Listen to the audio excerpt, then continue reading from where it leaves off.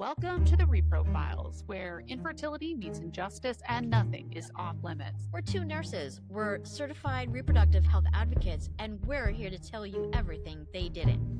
From the broken systems to the heartbreak left behind, we're here to connect the facts, the policies, and the pain. Because silence isn't safety, and we're done being quiet. This is the Reprofiles. Infertility, injustice, and all things nobody warned you about. Good day, good evening, whatever time you're listening. It's Elizabeth Lee, your co-host of the Reprofiles podcast, where we talk infertility, injustice, and all things no one warned us about. I'm here with my co-host. Yeah, hi, I'm Anne Marie. I'm also here going to be talking about all things that you never thought you'd be talking about. May, I think, is our first episode in April. So happy spring to folks. Yeah, today we're going to be talking about what is a very controversial topic, and that is especially in today's age of pseudoscience. So today we'll be talking about a testing in the IVF world that is called PGT.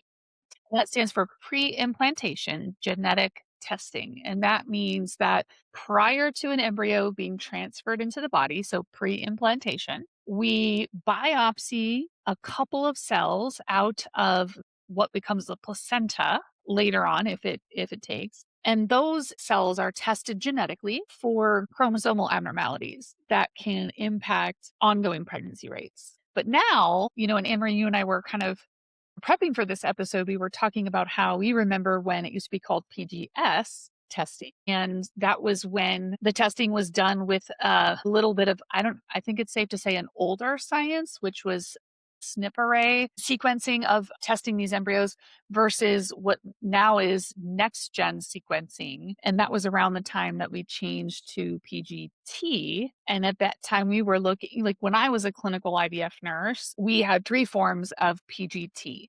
There was PGTA, which stood for, the A stands for aneuploidy. So before we implant the embryo, pre-genetic, we are going to screen this embryo for aneuploidies or chromosomal abnormalities, missing chromosomes, extra chromosomes. Then there was PGTM, and the M stands for monogenetic diseases. So this was where, let's say you and your partner come in and we do genetic testing and we determine that you both carry the cystic fibrosis gene.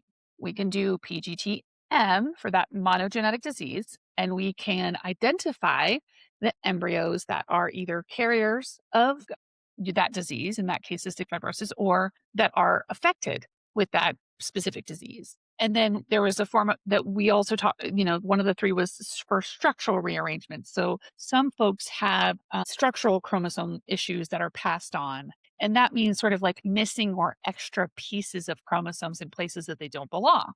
But now, especially in this new age of fetal personhood, the newest form of PGT is the most controversial. And Anne-Marie, why don't you just describe that one? So there's a new, technology, you want to say, for PGT. It's called PGTP. That's polygenic disorders. So what they're looking for are things like hypertension, your affinity to getting diabetes, things like that. So that's starting to come into the field. However, it is very difficult to predict the accuracy of those results just because what part of those types of things are lifestyle or environmental and what part of it is genetic component. It's very complicated. So as of right now, ASRM, the American Society for Reproductive Medicine, their take is that it's an unproven technology that should not be used clinically at this time,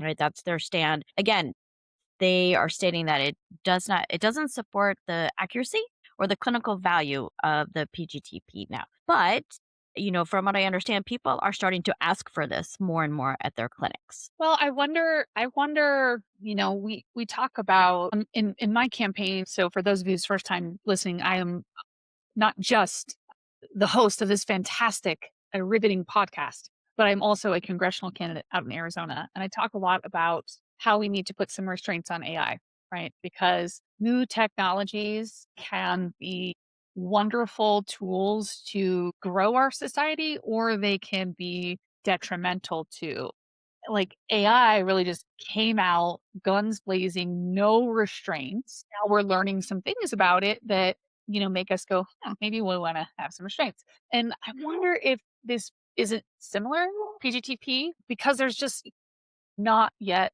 enough known. A and B, does it get on too slippery a slope? You know what I mean by that? Like, because the PGTP is believe folks are sometimes looking to screen it for specific hair colors.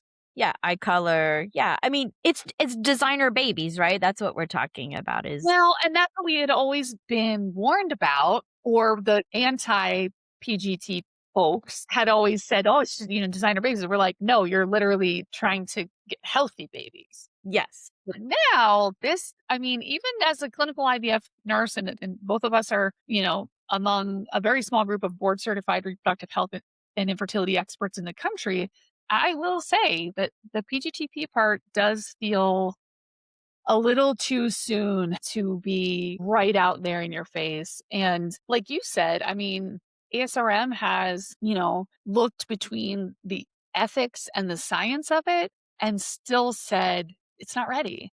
Mhm. Yeah. It worked with me because I think the worry for me is that it will further muddy the battleground that fertility treatment has become in this country, right? Post Roe v. Wade, all of a sudden, the IVF clinics, the fertility practices were at sort of ground zero of this war over controlling people's reproductive choices. And I really am concerned that unfettered, and I'm not saying that that's what it is right now. Like, I don't know, and maybe you can weigh in how many people are using this. Like, of 100 patients who choose PGT, how many are choosing PGTP? And how many are choosing it for something like, let's say you have a long-standing family history of hypertension and your mother died in childbirth. To me, that goes, okay, I could see trying to screen out for hypertension, but we still, the real concern is that we just don't know enough yet. We don't know because, is the hypertension related to diet, environment? It doesn't just have a genetic component. So if a child grows up and has hypertension, do we say that that was a failed PGTP? I want my money back. I want a refund, kind of thing. But, how accurate can we get it? There are people's choices that they make in their lifestyle as well that may be causing it. So I think it's a hard line, like a hard line to like straddle. It's like nature versus nurture, right? It's like, are we causing it by, oh, I'm putting extra salt on my food? Right. We have like this genetic component. Yeah, and I think cardiologists have been big proponents to try to determine what is hereditary based hypertension versus diet and lifestyle based hypertension. But still, when is it too far? Is when is it too far? Yeah. I don't hide the fact that I have an IVF child through IVF, and we did elect to do at what was at that time called PGTA, which was the genetic testing for chromosome abnormalities. And for us, even though and there's still some flawed science even with PGT. And Dr. Richard Paulson gives a wonderful visual for this. And that is imagine you have a soccer ball, and that soccer ball has black and white pieces to it. And if you biopsy the cells from the part of the placenta that is all white, you are going to get a different result than if you sampled the part of the soccer ball that is all black, and yet another different result if you sampled a mix between the black and the white of the soccer ball. And PGT is that way. Have we seen people who abnormal embryos that were tested, were said to have a flaw, and still went on to have a live birth? We have. And that's why when I was practicing early on, it was this belief that PGT was the only, PGS, PGT was the only way to go. It drastically improved pregnancy rates, et cetera, et cetera, et cetera. And so at the time, you make the best decision you can with the information you have. And so for us, we had a positive experience with PGT because we had an embryo that was deemed normal. It was transferred. We had a, genetically normal baby. However, I think for those patients who did PGT and discarded embryos that they were told were normal, and then they go and see other patients who transfer what was abnormal. But I think that's where we lose trust. And it's real. I mean, the irony here with the soccer ball example of Dr. Paulson is it's not black and white. It Right. depends. Yeah, I think that that's the thing, right? When people come into the fertility clinic and, they have to move on to IVF. And one of the components of IVF that you have to decide on is, do you want to do the testing or not? Now, some people elect not to do it because for a variety of reasons. Yes, there is an additional cost to doing there's an additional cost for the biopsy, for the ICSI, for the actual testing itself. Those are all added costs to IVF. And some people choose to do it because of cost. Some people choose to do it because they don't want to know, because they were planning on having a baby naturally. And so they want to take a path where I want to kind of do this with the least technology as best I can, even though I'm doing IVF. Right. So and people are young. If they're younger, they choose not to do it because their chances of having an aneuploid embryo are going to be lower than if they were older. So there's a variety of reasons why they choose not to do PGT testing. Another reason that I think that people decide against it is mindset. If there are clinics out there that will discard abnormal embryos if they're Automatic. abnormal automatically. Like, it's part of the contract. It's part of their consent. Yeah, it's part of the Yeah, consent. Some labs or some clinics say we refuse to transfer abnormal embryos. And at the time of your first embryo transfer, all abnormal embryos will be thought and discarded. And that is just a standard part of their contract. so I think some people are rethinking that, seeing those stories. We haven't even talked about mosaic embryos yet, Right. right? So Right. there are some testing abilities where the testing results come back, the PGT results come back as mosaic, meaning that some of the cells are abnormal and some of them are normal. Now, That's there the are black and white part of the soccer ball. That's the mosaic outcome. right. You sample a part of the embryo that's right on the edge. Some of the cells come back normal, but some of the cells come back abnormal. Then what do you do? Right. And there are some clinics who will not transfer mosaic embryos without, or some full stop will not transfer mosaic embryos. There are some clinics that will transfer them as long as they have genetic counseling. And a genetic counselor has reviewed the results, advised the Chris. patients. So that's another layer that the patients have to go through to understand those risks. And sometimes they want to go forward with them and sometimes they do not. So I've seen mosaic embryos turn into a healthy baby. I've seen mosaic embryos end in either a not pregnant or a loss. So I've seen both. Elizabeth, how about you? Yeah, I have. I've seen all three.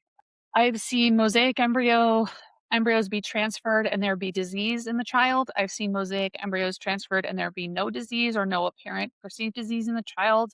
And I have seen, I can't actually say that I've seen embryos that were deemed normal being genetically abnormal. I can't say that I've seen that clinically in practice, but I have seen, and with fertility treatment, so much of it is founded or sustained on hope and on what if.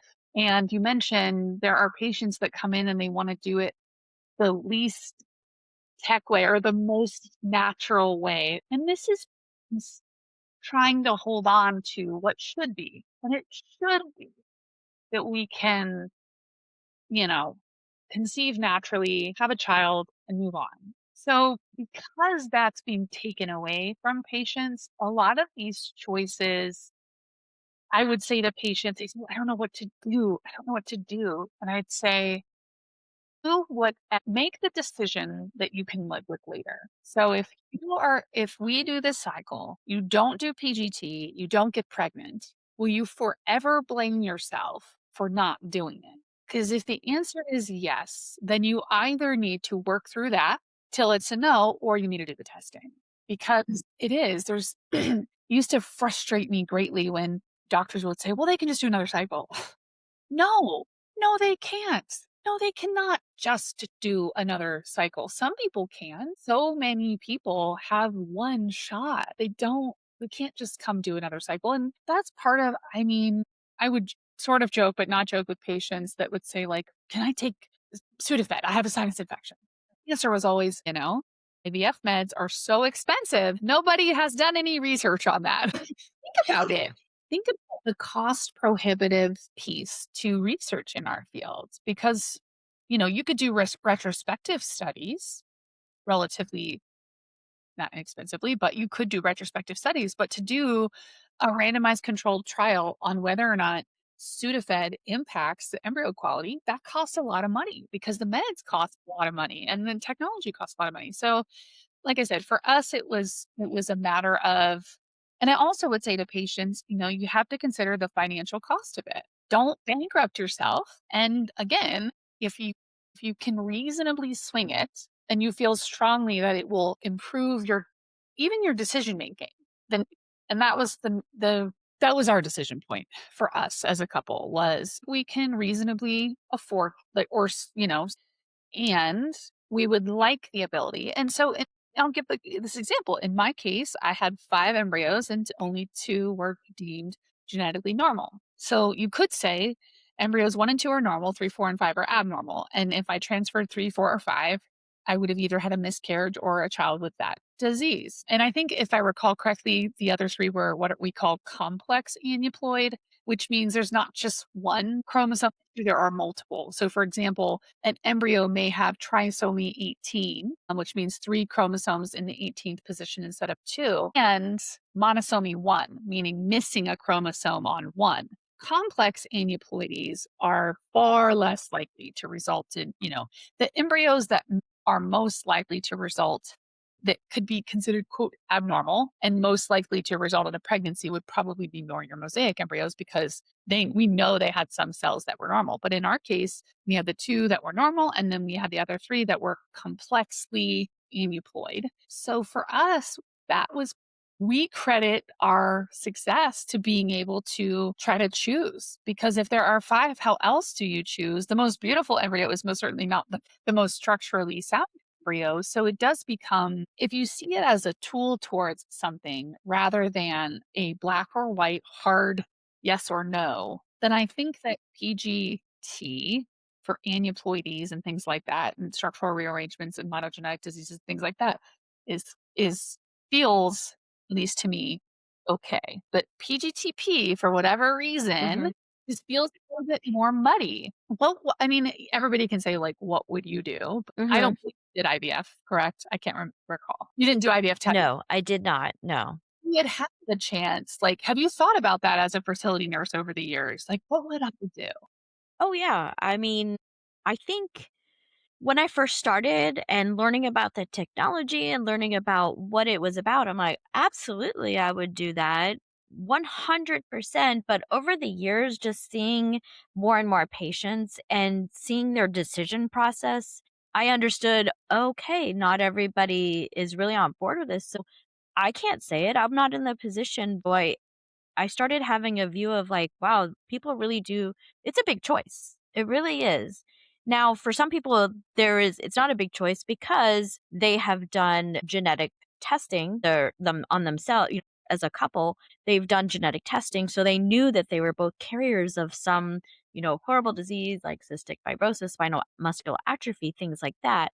So they were like that was a no-brainer for them. That's another thing talking about PGT, and I would get this question a lot. I don't know if you got this from your patients, but question a lot of before they were getting into IVF, they'd be like, "Oh, so PGT that'll tell me if the baby is going to have cystic fibrosis or what?" No, it's only going to tell you the number of chromosomes. If you want to know that information, you have to do another test called PGTM, but you need to do the genetic testing screening on Yourself. yourselves. Yeah, so I think a lot of people get that confusion of, oh, we're going to do genetic testing of ourselves, and these panels are small and they're huge. They can do hundreds of different genetic disorders. They can do tests for a limited amount. And so I think people get a little confused of like, why am I doing this genetic testing up front? I don't understand why I'm spending, like now some self-pay costs are a couple $100 and sometimes it's thousands of dollars depending on which testing firm that you're going with. But they are very kind of confused of why they're doing it. But then if they come as carriers of the same thing, they see a genetic counselor, they talk about PGTM, things like that. And genetic screening is actually not like you said, it's not black and white either, because I have had patients that came back with like they're carriers of the same disease. Aha, they are not carriers of the same actual gene. And I was like, When what? gene when not the same, yeah, and their gene defect is different. It's autosomal first, yeah. So recessive, or like, so there's all these different factors where I would tell folks then, do you remember, of course you remember, many of our listeners will be far too young to remember Scantron tests. Remember Scantron tests? Yes, yes, Yeah, okay. yeah. So those of us who grew up partially in a world without the internet, we would take a test and we would be given this little sheet and the, test packet and this little slip. And this slip had, I even did Scantron tests in nursing school, so I'm that old. We would get this slip and you would fill in one of the four bubbles, A, B, C, or D. So question one, you'd fill in your bubble for whatever your answer was. And you do that for the whole test. And then there was this machine that would run that ballot, so to speak, it almost looked like an election ballot, would run that through the machine and count which ones were right and wrong. And so I would tell patients that genetic testing for monogenic issues is much like that. So you send off genetic screening from the two sources of the pregnancy, so the sperm source and the egg source, and they make a scantron for you of exactly what your defects look like so they can lay that over the embryo and see if that one has the same defect. So you could come in and do that testing with one partner and have one outcome, and another partner and have another outcome, because it is not black and white.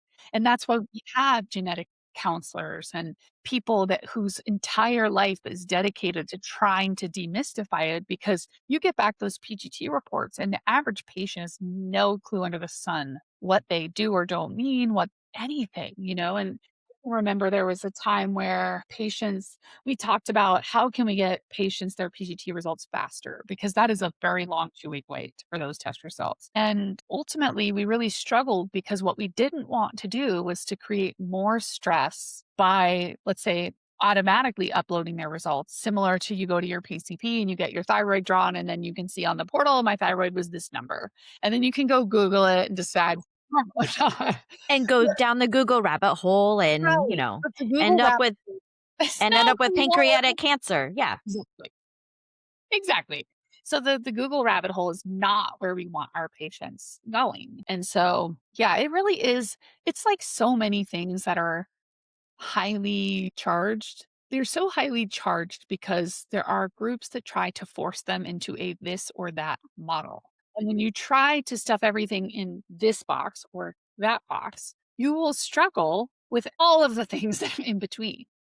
Yeah. And going back to talking about genetic counselors, REIs don't have all the answers either for genetic reports, whether they be the But yeah, genetic it's screening fertility doctors. or the PGT. They don't have all of the answers. They're not geneticists, they're not genetic counselors. So they can, read a report absolutely fine. But there are times when the REI is like, you know what? I really don't know. We need to Yep. send this to a genetic Yep. counselor. And kudos to those who are not trying to interpret a very complicated testing result. And not only that, but going back to the genetic screening of the donor of either the egg or the sperm, and talking about donors, there are donors that get tested on one platform from a company, and then the sperm source or the egg source or whatever, the opposite is tested on a different screening platform. Sometimes they don't match because sometimes, yes, they're all tested for cystic fibrosis, but do they have all of these different genes that are covered, or any of these other diseases that they have? They each have individual little genes. This test might not have what this person was tested for. This person tested positive. So, going through a genetic counselor, you have to figure it's very complicated. It's not just like, oh, you tested positive for this. Peace out. Yeah. Kind of thing. It's very complicated. Yeah. Going back to Scantron though, that's where the whole Christmas treeing, if anybody knows Scantron, we all know about Christmas treeing Scantron. Well, I explain just it wanted to because put that in there.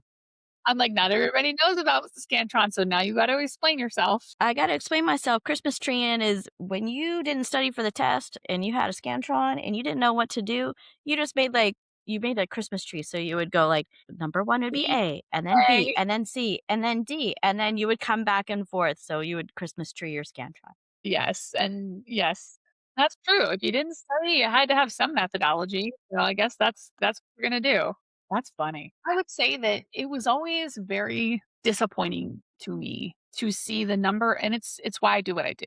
Because to see the number of patients that would walk into the clinic full of hope and leave empty of it because of things like there is this testing we could do that could improve our chances, but we can't afford it.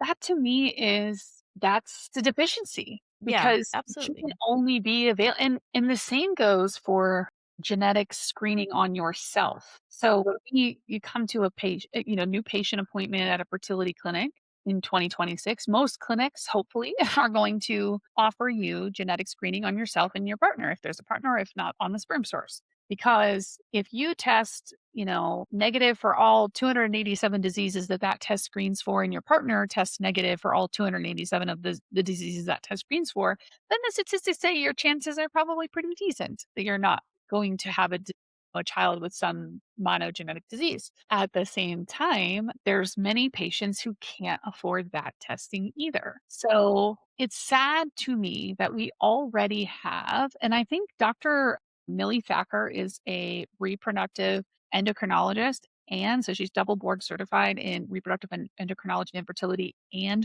reproductive genetics. And she runs a company called Genome Ally. And she really believes that money should not, be determining what you can or can't do. I mean, I remember many, many years ago, and, Millie Dr. Thacker, her company is really, trying to get awareness about genetic testing and screening and all of these things, and to point out that we have the technology to prevent people being born with life-altering diseases like cystic fibrosis and spinal muscular atrophy and sickle cell disease. We have tests that can screen that out, but we don't do it because, like, think about how our future society could be so much healthier. And if we're healthier, we're more productive, we're happier, we're more, economically we're contributing.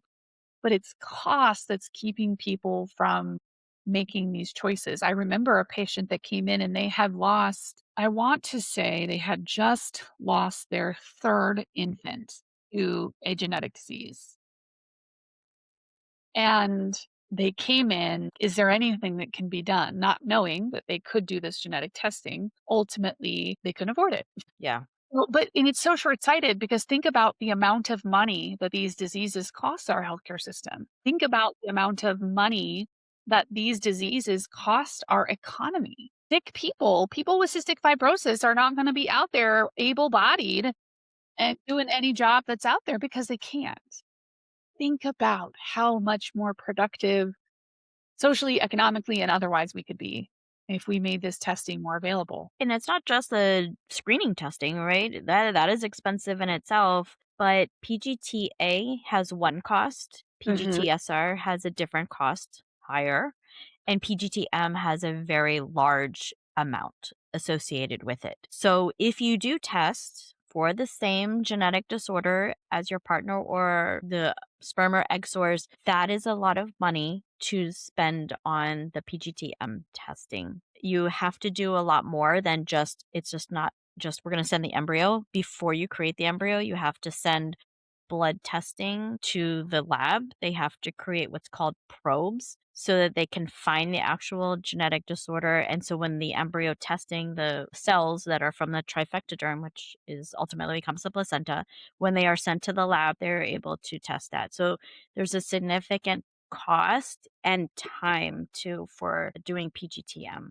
Mhm. So that is, like you said, very cost prohibitive for people. For PGTA, the costs have come down, I guess you could say, but PGTM is still quite excessive. And the cost is per embryo. So, And it's just an impossible choice because, there are so many patients that do. They walk out not doing it simply because they can't afford it. And think about, we didn't talk about this, but the fact that you brought up the per embryo thing is interesting because even PGT, just to test that if it's genetically sound or not, let's say from a chromosome perspective, if I don't know how they're doing it these days, but for a long time it was up to 8 embryos is a certain cost. And then every embryo after that is another cost. But that created a complete financial cluster and operational cluster within the clinic because trying to decide, well, which 8 do we Hmm.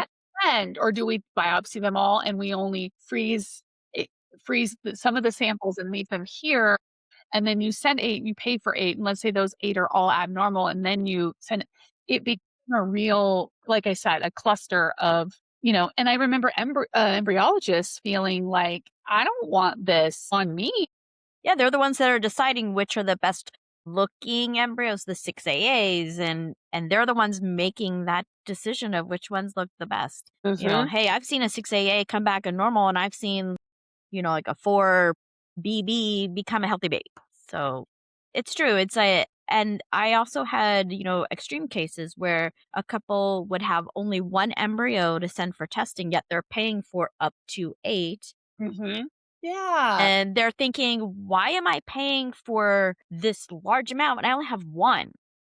Shouldn't I get some sort 'Cause of then like and then those discount? patients would wanna bank sample. So they would wanna go through and have that one embryo biopsied and frozen in our clinic, and then keep going through cycles until they had enough to send. And that, again, is another operational cluster. And when we talk about things like we've spoke on the show a couple episodes ago about the embryo mix-up situation and how every step in the embryology lab is a choreographed effort. You can see how something like this barrier, and this is why I'm obsessed with healthcare policy, actually working for the people that it's written for. Because you can easily see how the pricing model of the testing could lead to errors in the lab because of things that fall outside the normal process. I'm not saying that by any means excuses those errors. I am just pointing out that you could see how it could increase the chances for error. Yeah. Yeah. And the yeah, I do have a problem with, we're trying to help create healthy families, and the cost is preventing that from happening. Yeah. It's an unfortunate thing, and it would be it's very hard for me because, I empathize with my patients, and I'm just trying to give them a happy, healthy family, and they walk away because of the cost. Yep. That Yep. And that's just really so disappointing. yeah, and Really, just because folks should have, and that goes for across the board, but think about if you live in poverty, you have access to very poor quality food, by definition, your life expectancy is not gonna be the same as a billionaire who has access to organic, grass-fed, all the things. So it is, a greater reflection of the shortcomings that exist. And I think it is all the more worthy of pointing out once again that it is when we try to stuff it into this or that that it becomes very problematic, as opposed to considering the nuances and considering that it's certainly not the same decision for every group, for every couple, every patient, every person. The decision I make might be very different than the decision you make. So, yeah. absolutely. I think PGT is a very personal decision. It's something that needs to be discussed between a couple or a self, someone who's going to be a single parent by choice, their physician. And, unfortunately, cost is part of that right now. And that's unfortunate. So, just going back to that clinic that you were talking about, that was my local clinic here in Longwood, Florida. The embryo mix-up, that clinic is now closed. So they ended up closing. Yeah, I forget where I heard, but I heard that we talked about it all unfettered. So yeah, until next week, Anne Marie, it's been fun. yeah. It's been great. Yeah. I'll see you next week.